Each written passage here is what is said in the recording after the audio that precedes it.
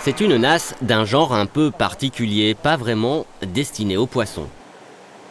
Alors ce filet, il sert à capter tous les déchets qui transitent par les réseaux d'eau pluviale. Aujourd'hui, on a différentes mailles de filtration. Donc on peut capter de gros déchets, donc des canettes, des bouteilles, mais on peut aller jusqu'aux billes de polystyrène, jusqu'aux cheveux humains, en fonction du niveau de la maille qui sera à l'intérieur du filet.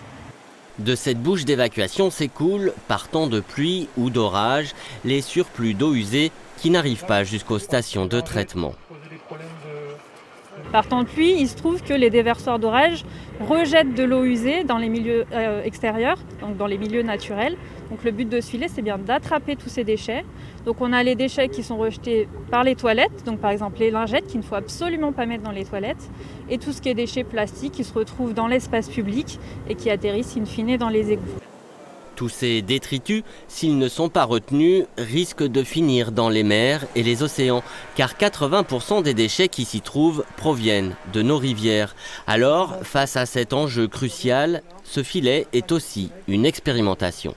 On va regarder le volume de déchets et on va regarder la vitesse de remplissage de la nasse.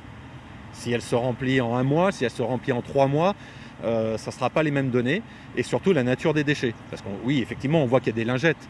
Mais les lingettes, c'est facile à repérer dans l'environnement. Parce qu'en fait, les lingettes s'accrochent sur les végétaux.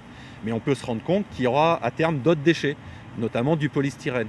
Et le polystyrène, on en parle peu, mais c'est 1000 ans dans l'environnement.